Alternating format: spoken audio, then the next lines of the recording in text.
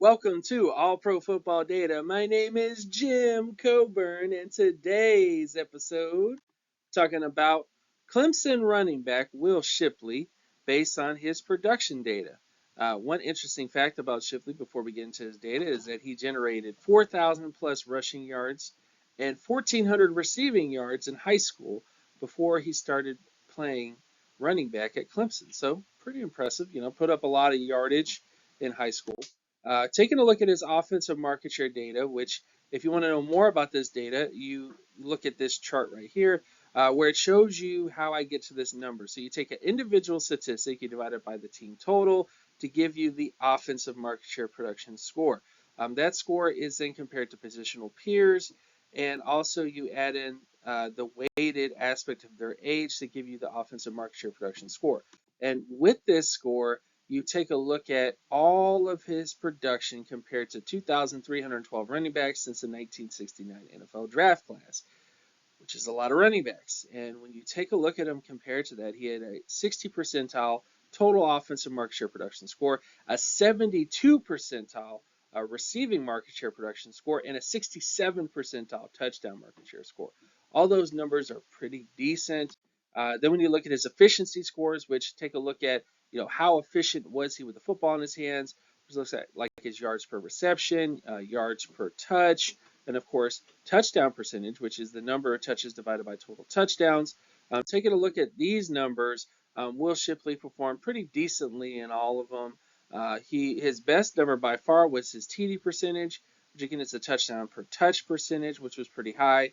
And then of course his yards per reception was it was below average, and then his yards per touch was slightly above average. Not exactly fantastic, but Shipley does have some good efficiency to his game. Looking at his adjusted production scores, adjusted production for those that again are new to the channel and new to the work that I do, you're looking at his age, his offensive market share production score, his strength of schedule, and strength of team scores. And you take those scores, add them together to get the MSA rating, and then the pass score takes a look at the efficiency scores and adds it to all the other data points as well. And all this does is it gives you context for his production. So how productive was he for his age? How productive was he for his level of competition? And how productive was he for his team? And when you look at these data scores, he did fairly well. 90 percentile in terms of his age, 81 percentile in terms of his MSA rating, and 85 percentile in terms of his pass rating, which takes into account things that, like his efficiency scores. Excuse me. Looking at his pro comparisons, this is where things get a little scary.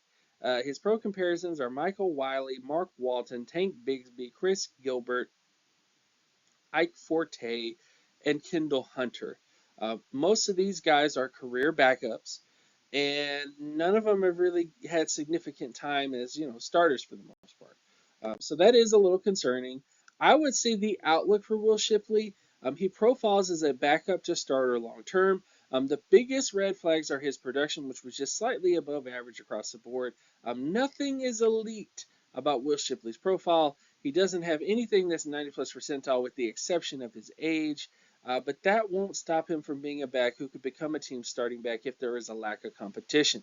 So despite the fact that his production, wasn't as elite as you would want out of a running back, that should not discount his importance, because if he goes to the right team in the right situation where they don't have running backs that are as good as him, he's going to end up being the guy. He's going to end up being the starter there. One great example I have of this is like with C.J. Anderson. C.J. Anderson was a running back who, kind of fell to the right team. They had a back in front of him who really wasn't that great. He wasn't that productive. And eventually they had to give C.J. Anderson the job, and he rolled with it and did really great on national television. So, sometimes that's all you need is the right situation. Now, other than that initial success, is Will Shipley going to be able to beat out all the running backs that are going to come from him, that are going to come for him as the years go on? Probably not. He's a back that I think, other than that initial burst onto the scene, he may end up kind of falling by the wayside a little bit as more talented backs enter onto the team. But he's still a back I think you've got to consider to keep a track of and keep following because of his age and because of his production, which was not elite, but there are some positives there with it. So, with all that stuff out of the way, thank you guys so much for watching this episode. My name is Jim Coburn. You can also check out my Twitter at Jimetrics, Jimetrics. Also, check out my Patreon page, patreon.com/jcoburn, where you can get more information like this. And patrons get to see access to the videos early. So, if you're a patron on my channel, you will get to see a lot of these videos before everybody else, before they actually hit the YouTube channel. And also, being a patron helps out the channel a lot. And of course, you get also more information, more posts, if you will, with lots of data content that I think you guys would love if you like this stuff. So thank you guys so much for watching, and I'll see you guys in the next one. Peace!